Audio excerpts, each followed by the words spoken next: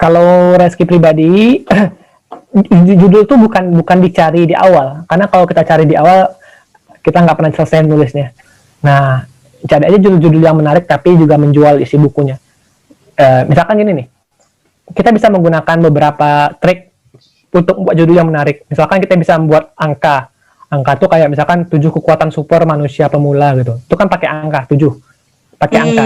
Kedua kita bisa pakai rima. Pakai rima itu berarti persamaan di ujung kata. Misalkan berikan hadiah terbaikmu untuk ibumu. Itu kan sama-sama UU.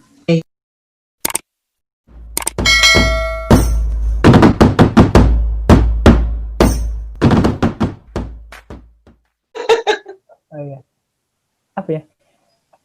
Sejujurnya kalau Reski baca lagi buku What Amazing itu menyedihkan sih, memalukan sekali. Maksudnya bukan memalukan, malu aja gitu. Karena apa? Karena ya gaya tulisan itu agak lebih beda aja sama sekarang gitu. Oh gitu. Dan itu hal yang wajar dan hal yang harus ada gitu. Karena kita merasa bahwa kita bertumbuh nih. Nah kalau kita tidak merasa malu sama karya kita sebelumnya, berarti kita nggak bertumbuh gitu. Misalkan di tulisan itu kan gaya bahasanya lumayan kaku, cukup menggurui dan seterusnya gitu. Sekarang lebih baik lah gitu. Jadi sebenarnya itu adalah karya yang pernah dihasilkan sebelumnya. Tapi kalimat dari buku itu yang paling sering Ibu ucapkan ke anak-anak tuh, selalu Ibu bilang gini, kalau di kelas tuh, nah kalian tahu nggak, ada anak murid Bunda tuh, namanya Rizky Firmansyah dari SMA Plus, ada bukunya tuh yang paling Bunda suka, ada kalimat Mahakarya Sang Maha Pencipta. Jadi kalau di kelas tuh selalu itu, iya ya punya iya. Nah, jadi ayo beli bukunya di Gramedia. Ibu suka bilang gitu kan anak waktu awal-awal dulu. Nah, berarti buku awal itu jadi fondasi Rizky untuk jadi lebih bagus lagi, sehingga akhirnya yang terbit buku Jomblo Mantan dulu atau gimana setelah itu? Enggak sih Bu, itu ada banyak buku lain yang tidak tapi ada banyak buku lain sebelum di jeda itu gitu. Karena tapi ya nggak masuk Gramedia aja. Oh gitu. Nah, latar belakang judul itu apa nah kira-kira? Karena saat itu kan apa Ibu, masa-masa SMA, terus masa-masa SMA masuk awal-awal gap year gitu kan, nggak langsung kuliah kan. Itu semacam masa-masa pencarian jati diri gitu loh, bahwa sedang mencari diri, mencari motivasi diri, banyak-banyak baca buku, sehingga akhirnya menemukan nih bahwa ternyata diri kita ini emang luar biasa gitu, ada banyak potensi yang mesti kita manfaatkan, walaupun kadang-kadang kita merasa rendah diri juga, oh kayaknya aku nggak bisa gitu. Itu karena faktor banyak baca buku yang positif sih Bu. Jadi kita merasa bahwa oh kita bisa, kita banyak hal yang bisa kita perjuangkan dan seterusnya gitu. Nah kalau nggak salah tapi betul sih kata Ibu Ade tadi bilang bahwa setiap dari kita adalah mahakarya dari yang maha kuasa. Nah tinggal bagaimana kita meyakinkan diri bahwa kita tuh benar-benar mahakarya dari yang sang pencipta gitu. Nah, itu proses yang panjang sekali sih Bu. Iya. Nah Ibu ingat dulu ketika Rizky bedah buku di SMA Plus, itu Rizky menampilkan gambar-gambar, misalnya Rizky pengen bertemu seseorang, Rizky tempelkan dulu kemudian terjadi. Nah kira-kira apa nak untuk memberikan motivasi nih kepada penulis, ayo kalian bisa gitu, silakan dari perjalanan Rizky itu yang katanya hampir berjalan. Ingat Ibu waktu Rizky bilang berjalan atau apa yang ngejar harus sampai di pertemuan itu gitu loh. Lupa ingat nih. Tunggu. Lupa juga ya kali penulis. Dahlan Iskan kali ya Bu ya? Bukan, Dahlan Iskan bukan? Benar, Dahlan Iskan. Benar ya? Oh, benar. Itu di sebuah pertemuan, bukan? Di sebuah pertemuan di seminar. Itu gimana ceritanya? Jadi ceritanya itu kalau nggak salah bulan apa ya? Itu semester awal gap year lah mungkin. Jadi 2000 mungkin dari Juli sampai Desember 2012. 2012 kalau salah tuh. Nah, pas itu pengen tuh ketemu sama Dahlan Iskan Bu ya. Jadi kan pas itu emang mungkin banyak motivasi tidak mendasar lah. Saya pengen lakukan ini tapi tidak tahu alasannya apa gitu. Cuma pengen aja gitu. Tapi ya diperjuangkan gitu. Nah, salah satunya itu adalah bertemu sama Dahlan Iskan. Nah, saat itu ketemu Pak Dahlan di Telkom Bandung. Jadi pas itu Gilang ya bantu Bu. Jadi Gilang kan kuliah di sana pas itu kan, dia kasih kabar bahwa Pak Dahlan ngisi di Telkom. Nah kan Jakarta pas itu tuh, akhirnya ya main-main lah ke Bandung gitu. Nah kemudian singkat cerita ketemu sama beliau, tapi nggak nanya ya, maksudnya ketemu sama beliau, foto gitu. Tapi foto tuh nggak foto berdua, Bu. Fotonya itu foto apa ya? Semacam foto bersama, tapi lucunya adalah Reski itu kepotong gitu. Jadi tidak dalam satu frame gitu. Jadi nggak kelihatan bukunya gitu. Nggak kelihatan orang Reski itu gitu. Cuma padahal tuh sama para panitia gitu. Tapi kan kecewa juga. Aduh, saya udah jauh-jauh nih tapi tidak bisa foto bareng gitu. Nah, kemudian balik ke Jakarta sekian bulan setelah itu ada momen jadi Reski itu ke Kompas Gramedia. Pas itu pengen ngantar naskah buku. Cerita-cerita sama editornya, terus editor tuh bilang, kalau kamu pengen ketemu Pak Dahlan Iskan hari ini gitu ya. Hari ini kamu pergi ke Senayan, ke Istora Senayan. Akhirnya pulang ke rumah sepupu kan di Jakarta, siap-siap pergi ke Istora tuh pakai busway. Singkat cerita ke Istora Senayan, bertanya dan ditunjuk sama beliau, maju ke depan, foto bersama gitu. Kemudian emang dalam satu frame di panggung yang sama gitu. Kemudian di waktu-waktu lainnya kami pernah ketemu di kampus, Reski megang buku, ngasih buku sama beliau, walaupun beliau nggak tahu ingat apa enggak. Tapi intinya pernah satu frame sama beliau sih. Jadi ya diperjuangkan aja siapa yang pengen kita inginkan. Nah makanya Connect the Dots, Bu. Jadi kan kita nggak awalnya ketemu 2012, tapi ternyata ketemunya itu 2013 lagi, satu frame-nya 2015. Jadi ya kadang-kadang kita nggak dikasih di waktu yang tepat aja. Kadang-kadang kita nggak dikasih di waktu yang kita inginkan, tapi di waktu yang tepat aja. Nah ini hampir 1 jam nih mengganggu Reski, tapi boleh tambah dikit ya. Bu, tidak mengganggu. Bebas menentukan judul. Karena judul-judul yang Reski buat itu kayaknya menarik gitu loh, ketika membacanya, ini keren judulnya. Nah gitu. Gimana sih, Nak? Oke. Kalau Reski pribadi, judul tuh bukan dicari di awal, karena kalau kita cari di awal kita nggak pernah selesai nulisnya. Oh iya. Jadi benar. Yang penting itu adalah kita tahu temanya dulu nih, kita mau nulis tentang apa. Nah, kita mau nulis tentang apa, kemudian kita selesaikan naskah bukunya, judul tuh bakal kita cari belakangan gitu. Kita bakal bikin beberapa alternatif judul. Nah, cari aja judul-judul yang menarik tapi juga menjual isi bukunya. Misalkan gini nih, kita bisa menggunakan beberapa trik untuk membuat judul yang menarik. Misalkan kita bisa membuat angka tuh kayak misalkan 7 kekuatan super manusia pemula gitu. Itu kan pakai angka 7. Pakai angka. Kedua kita bisa pakai rima. Pakai rima itu berarti persamaan di ujung kata. Misalkan berikan hadiah terbaikmu untuk ibumu. Itu kan sama-sama UU.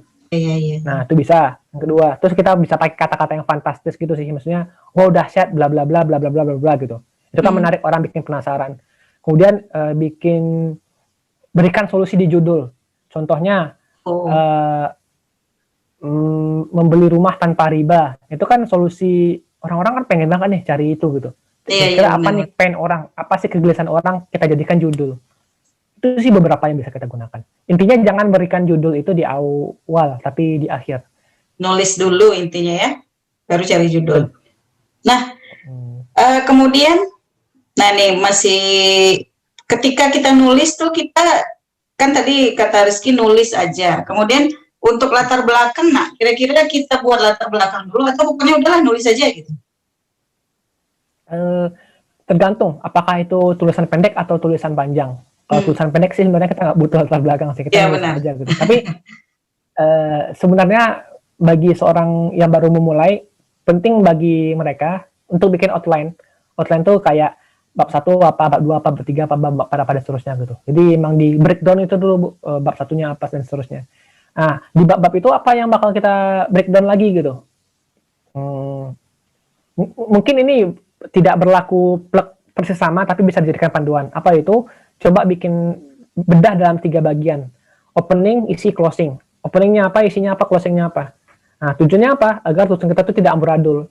Tulisan itu bisa tersistematis. Nah, di opening ini kita bisa gunakan apa-apa aja. Di sini bisa kita gunakan apa-apa aja. Di closing bisa kita gunakan apa-apa aja. Itu ada detail sih. Kalau perlu dijelaskan nggak nih apa aja opening, apa isi closing itu? Boleh, yang closing itu? Jadi kan ada 3 struktur utama tuh ya, 3 bagian utama, opening, isi, closing. Nah, opening ini kita bisa gunakan latar belakang. Latar belakang itu apa sih yang pengen kita sampaikan gitu? Atau share aja kali Bu ya? Boleh? Iya boleh, di-share boleh. Boleh nggak dikasih izin share itu Bu? Boleh dong. Oh, share screen ya. Ya. Di mana posisinya nih, Nak? Ibu share screen. Terus nanti di sini ada basic advanced files. Atau gini aja, ada keterangannya apa aja Bu, pas Ibu kurang ya? Karena nggak berturut-turut. Oh, tidak berturut-turut. Nah, boleh cerita sedikit nih tentang kan awalnya tuh yang buku Admiral ya keluar, kemudian The Way Amazing You ya, Seven Ways. What Amazing You. What Amazing You. Nah, dibalik itu apa sih, Nak? Dibalik judul itu sebenarnya apa sih? Judul yang mana, Bu? Judul yang What Amazing itu gimana? What Amazing You. Sebelum ke Jomblo Mantan. Oh iya. Apa ya?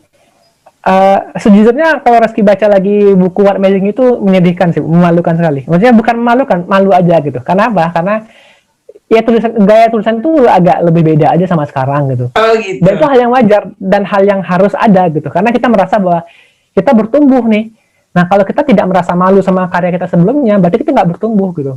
Misalkan di tulisan itu kan gaya bahasanya lumayan kaku, cukup menggurui dan seterusnya gitu. Sekarang lebih baik lah gitu. Jadi sebenarnya itu adalah karya yang pernah dihasilkan sebelumnya. Tapi kalimat dari buku itu yang paling sering Ibu ucapkan ke anak-anak tuh, selalu Ibu bilang gini, kalau di kelas tuh, nah kalian tahu nggak, ada anak murid Bunda tuh, namanya Rizky Firmansyah dari SMA Plus, ada bukunya tuh yang paling Bunda suka, ada kalimat Mahakarya Sang Maha Pencipta. Jadi kalau di kelas tuh selalu iya ya punya iya. Nah, jadi ayo beli bukunya di Gramedia. Ibu suka bilang gitu kan anak waktu awal-awal dulu. Nah, berarti buku awal itu jadi fondasi Rizky untuk jadi lebih bagus lagi, sehingga akhirnya yang terbit buku Jomblo Mantan dulu atau gimana setelah itu? Enggak sih Bu, itu ada banyak buku lain yang tidak tapi ada banyak buku lain sebelum di jeda itu gitu. Karena tapi ya nggak masuk Gramedia aja. Oh gitu. Nah, latar belakang judul itu apa nah kira-kira? Karena saat itu kan apa ya, masa-masa SMA, terus masa SMA masuk awal-awal gap year gitu kan, nggak langsung kuliah kan. Itu semacam masa-masa pencarian jati diri gitu loh, bahwa sedang mencari diri, mencari motivasi diri, banyak-banyak baca buku, sehingga akhirnya menemukan nih bahwa ternyata diri kita ini emang luar biasa gitu, ada banyak potensi yang mesti kita manfaatkan, walaupun kadang-kadang kita merasa rendah diri juga, oh kayaknya aku nggak bisa gitu. Itu karena faktor banyak baca buku yang positif sih Bu. Jadi kita merasa bahwa oh kita bisa, kita banyak hal yang bisa kita perjuangkan dan seterusnya gitu. Nah, kalau nggak salah tapi betul sih kata Ibu Ade tadi bilang bahwa setiap dari kita adalah mahakarya dari Yang Maha Kuasa. Nah, tinggal bagaimana kita meyakinkan diri bahwa kita tuh benar-benar mahakarya dari Yang Sang Pencipta gitu. Nah, itu proses yang panjang sekali sih Bu.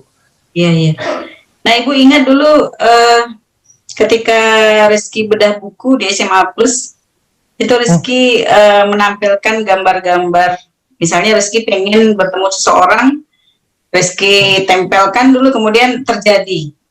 Nah, kira-kira apa nak untuk memberikan motivasi nih kepada penulis, ayo kalian bisa gitu, silakan. Dari perjalanan Rizky itu, yang katanya hampir berjalan, ingat Ibu, waktu Rizky bilang berjalan atau apa yang ngejar harus sampai di pertemuan itu gitu loh. Lupa ingat nih. Tunggu. Lupa juga ya kali penulis. Dahlan Iskan kali ya Bu ya? Bukan, Dahlan Iskan bukan? Benar, Dahlan Iskan. Benar ya? Benar. Itu di sebuah pertemuan, bukan? Di sebuah pertemuan di seminar. Itu gimana ceritanya? Jadi ceritanya itu kalau nggak salah bulan apa ya? Itu semester awal gap year lah mungkin. Jadi 2000 mungkin dari Juli sampai Desember 2012. 2012 kalau salah tuh. Nah, pas itu pengen tuh ketemu sama Dahlan Iskan Bu ya. Jadi kan pas itu emang mungkin banyak motivasi tidak mendasar lah. Saya pengen lakukan ini tapi tidak tahu alasannya apa gitu. Cuma pengen aja gitu. Tapi ya diperjuangkan gitu. Nah, salah satunya itu adalah bertemu sama Dahlan Iskan. Nah, saat itu ketemu Pak Dahlan di Telkom Bandung. Jadi pas itu Gilang yang bantu Bu. Jadi Gilang kan kuliah di sana pas itu kan, dia kasih kabar bahwa Pak Dahlan ngisi di Telkom. Nah, kan Jakarta pas itu tuh, akhirnya ya main-main lah ke Bandung gitu. Nah, kemudian singkat cerita, ketemu sama beliau, tapi nggak nanya ya, maksudnya ketemu sama beliau, foto gitu. Tapi foto tuh nggak foto berdua, Bu. Fotonya itu foto apa ya? Semacam foto bersama, tapi lucunya adalah Reski itu kepotong gitu. Jadi tidak ada satu frame gitu. Jadi nggak kelihatan bukunya gitu, nggak kelihatan orang Reski itu gitu. Cuma padahal tuh sama para panitia gitu. Tapi kan kecewa juga, aduh saya udah jauh-jauh ini tapi tidak bisa foto bareng gitu. Nah kemudian balik ke Jakarta sekian bulan setelah itu ada momen jadi Reski itu ke Kompas Gramedia, pas itu pengen ngantar naskah buku, cerita-cerita sama editornya, terus editor tuh bilang kalau kamu pengen ketemu Pak Dahlan Iskan hari ini gitu ya, hari ini kamu pergi ke Senayan, ke Istora Senayan. Akhirnya pulang ke rumah sepupu kan di Jakarta, siap-siap pergi ke Istora tuh pakai busway. Singkat cerita ke Istora Senayan, bertanya dan ditunjuk sama beliau, maju ke depan foto bersama gitu. Kemudian emang dalam satu frame di panggung yang sama gitu. Kemudian di waktu-waktu lainnya kami pernah ketemu di kampus, Reski megang buku, ngasih buku sama beliau, walaupun beliau nggak tahu ingat apa enggak. Tapi intinya pernah satu frame sama beliau sih. Jadi ya diperjuangkan aja siapa yang pengen kita inginkan. Nah makanya Connect the Dots, Bu. Jadi kan kita nggak awalnya ketemu 2012, tapi ternyata ketemunya itu 2013 lagi, satu frame-nya 2015. Jadi ya kadang-kadang kita nggak dikasih di waktu yang tepat aja. Kadang-kadang kita nggak dikasih di waktu yang kita inginkan, tapi di waktu yang tepat aja.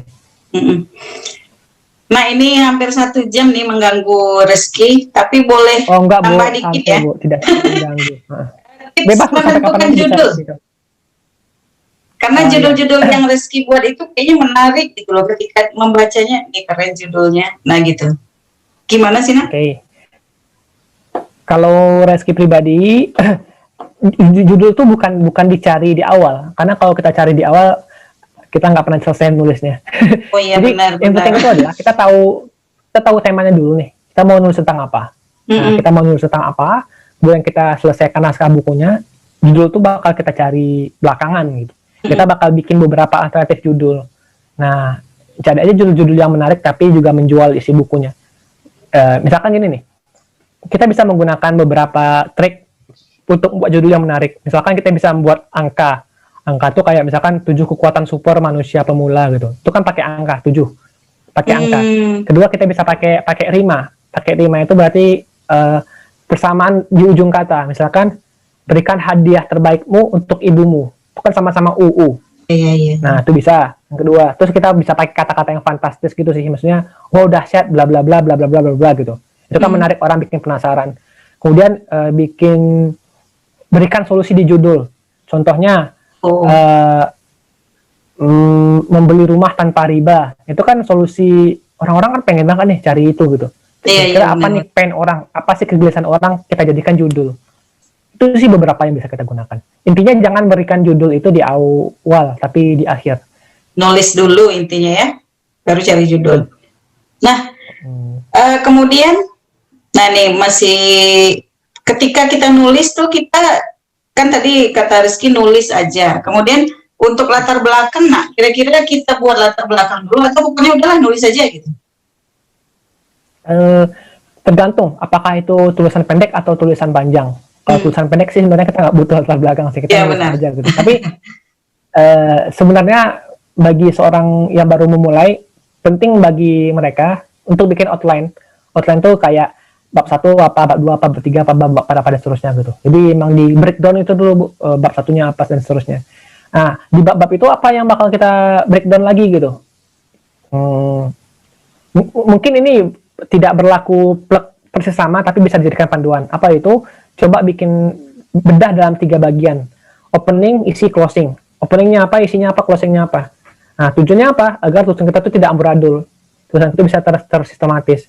Nah, di opening ini kita bisa gunakan apa-apa aja. Di sini bisa kita gunakan apa-apa aja. Di closing bisa kita gunakan apa-apa aja. Itu ada detail sih. Kalau perlu dijelaskan nggak nih apa aja opening, apa isi closing itu? Boleh, yang closing itu. Jadi kan ada 3 struktur utama tuh ya, 3 bagian utama, opening, isi, closing. Nah, opening ini kita bisa gunakan latar belakang. Latar belakang itu apa sih yang pengen kita sampaikan gitu? Atau share aja kali Bu ya? Boleh? Iya, boleh di-share, boleh. Boleh nggak dikasih izin share itu, Bu? Boleh dong. Oh, share screen ya. Ya. Kelihatan nggak, Bu? Lagi. Oh iya, benar, kelihatan. Wah, keren. Oke. Jadi, untuk tulisan yang sistematis itu, kita bisa gunakan 3 cara ini. Nah, pembuka itu kita bisa masukkan fakta, latar belakang, percakapan, atau kutipan. Nah, kenapa bikin pembuka seperti ini? Karena kalau pembuka kita nggak menarik, orang nggak bakal lanjutkan untuk membaca. Pembuka itu kunci. Judul dan pembuka itu adalah kunci agar tulisan kita itu dibaca. Nah, maka bikinlah pembuka yang menarik. Ini sih bakal kasih contoh, tapi sekilasnya ini. Pembukanya ini, isinya adalah pesan solusi kegelisahan, penutupnya ada callback, close statement, sama call to action. Nah, pembuka misalkan kayak gini nih, fakta. Fakta misalkan, tahukah Anda bahwa perempuan berbicara 20.000 kata per hari, sedangkan laki-laki hanya 7.000 kata per hari. Ini kan fakta yang bikin orang tercengang, oh, ternyata benar ya kayak gitu. Kita bisa bikin latar belakang. Latar belakang, misalkan, semacam kecil mudah sekali bagi saya bermimpi, tapi kenapa saat menginjak dewasa, bermimpi seolah hal tidak penting lagi. Ini kan latar belakang kenapa tulisannya ada. Nanti diisinya bahas tentang mimpi lah dan seterusnya gitu. Nah, percakapan berarti kayak dialog gitu, dialog bebas lah, dialog yang bikin gantung. Contohnya kayak yang bisa dibaca di layar ini kan. Kutipan bisa kita kenal kutipan para ahli, kutipan seseorang, nggak mesti orang bijak juga gitu. Cuma kutipan satu kalimat aja, tapi itu menarik banget untuk dilanjutkan gitu. Yang berkaitan sama isi tulisannya. Nah, setelah pembuka ada isi. Nah, isi itu setidaknya ada 3 hal lah. Kita bisa masukkan pesan kebaikan kita bisa memberikan solusi atas sebuah masalah, atau kita bisa memberikan kegelisahan yang pengen kita utarakan. Misalkan pesan misalkan nih, pertemuan dengan Andung Azizah begitu berkesan. Dari Uminya beliau berpesan agar sering-seringlah bercermin, bukan bercermin dengan kaca, tapi merenungkan diri ini. Itu kan pesan kebaikannya dari seorang Andung Azizah. Dari Uminya Andung Azizah. Atau solusi misalkan, masalahnya adalah perempuan itu takut untuk berwudu ketika make up. Solusinya adalah tidak sedikit perempuan yang takut wudu akan mengganggu make up yang baru saja digunakan. Padahal ada tips praktis yang penting untuk dilakukan. Bagaimana caranya? Nah, berikanlah solusinya apa-apa aja. Kegelisahan misalkan. Apa nih kegelisahan yang kita sampaikan? Stop complain and create something, karena mengeluh tidak akan pernah memberikan solusi.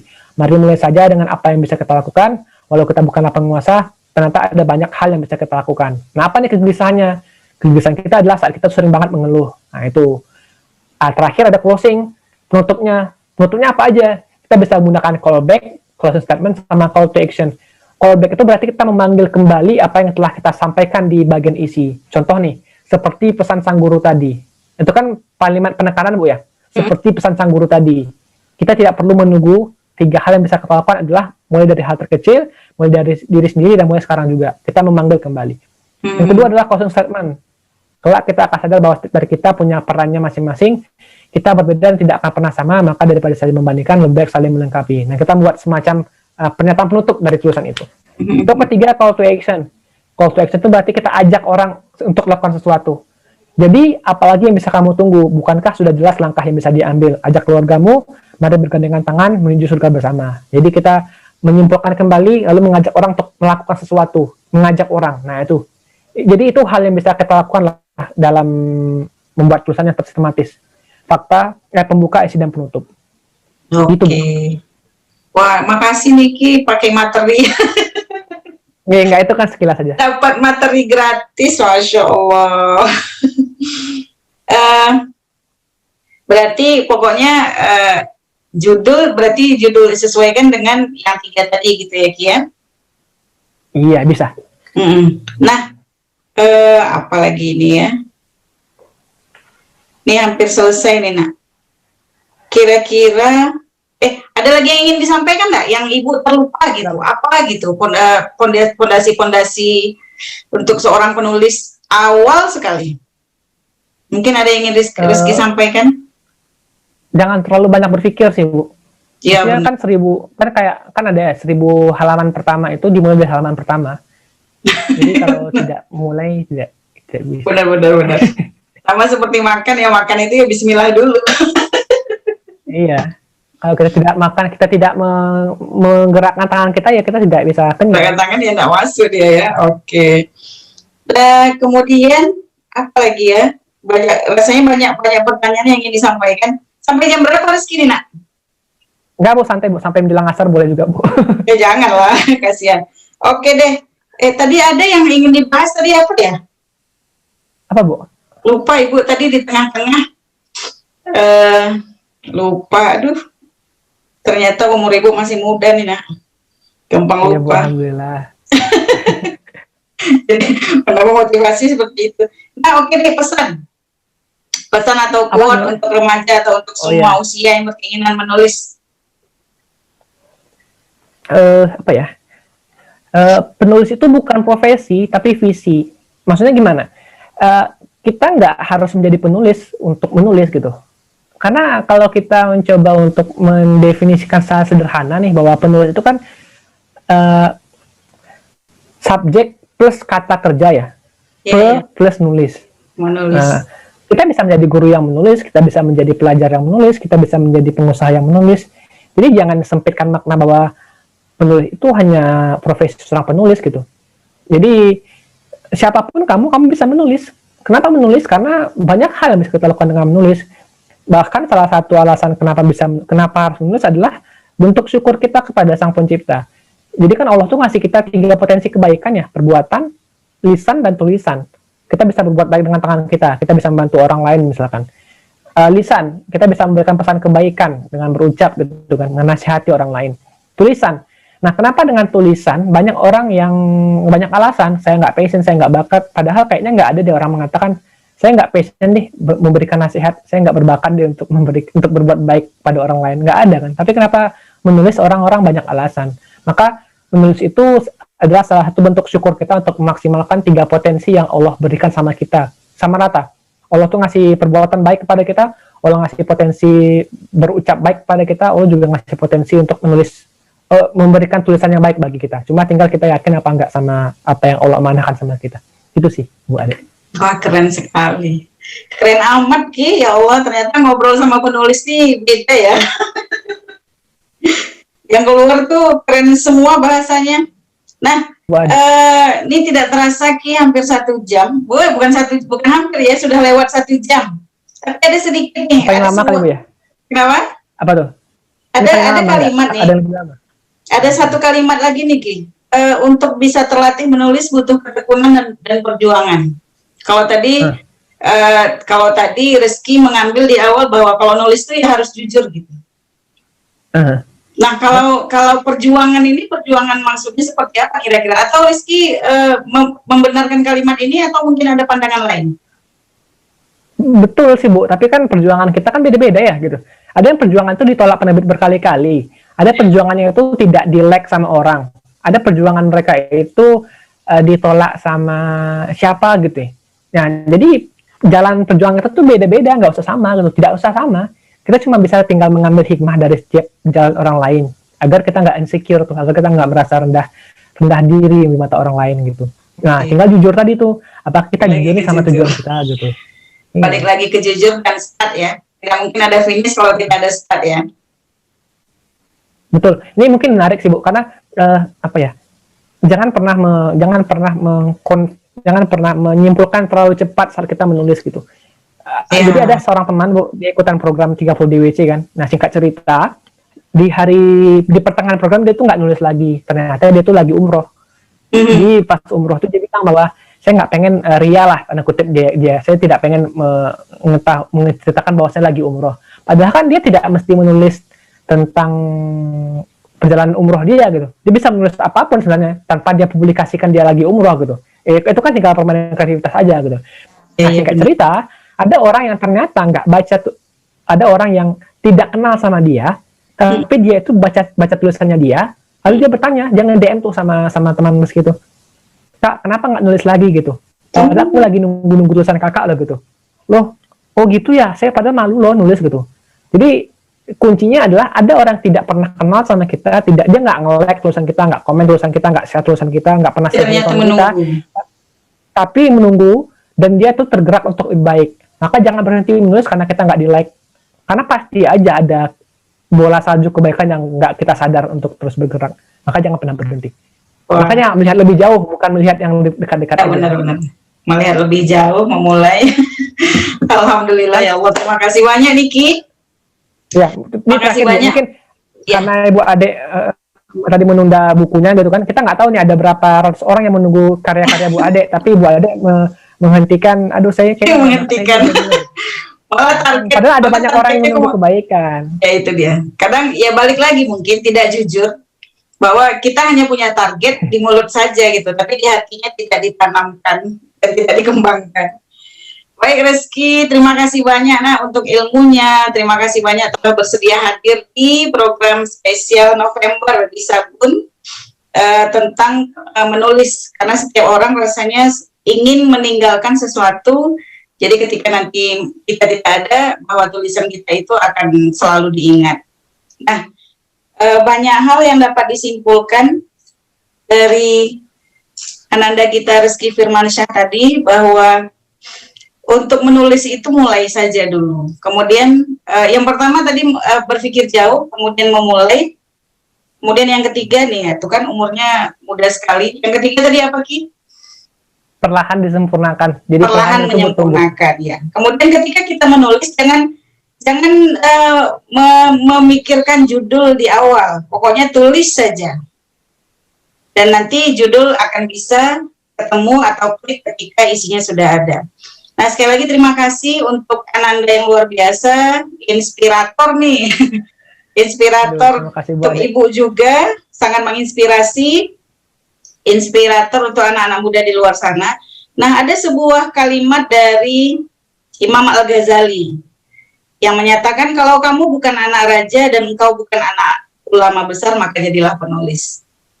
Nah, mungkin itu saja kali ya. Jangan lupa like dan subscribe. Sekali lagi terima kasih banyak Reski, makasih banyak. Atau ada yang mau ditambahkan lagi kira-kira? Ini udah cukup menyita waktu Reski. Yang ditambahkan adalah Bu Ade ini luar biasa teman-teman. Beliau adalah wali kelas saya 2 tahun, guru saya. Dan saya masih ingat teman-teman, beliau ini pernah menulis surat kepada seluruh siswanya. Surat cinta kepada gurunya, dan saya masih tempel itu di kamar saya di Bangkinang. Masya Allah. Jadi ada hal-hal yang menarik yang selalu beliau lakukan lah, yang mungkin tidak biasa dilakukan sama guru-guru lain. Alhamdulillah. Gitu. Makasih banyak Reski, makasih banyak untuk kepercayaannya, dan makasih banyak nih, kayaknya mudah-mudahan Ibu meyakinkan diri dengan langsung berbicara sama penulis hebat ini untuk bisa menerbitkan buku ini ya. Mudah-mudahan tahun ini Reski sudah dapat informasi bahwa buku Bu Ade ternyata muncul. Mudah-mudahan. Amin. Sekali lagi terima kasih banyak. Assalamualaikum warahmatullahi wabarakatuh. Waalaikumsalam warahmatullahi wabarakatuh. Kasih udah ganggu waktunya ya Ki. Bu, nggak mengganggu Bu, santai aja Bu. Oke, alhamdulillah.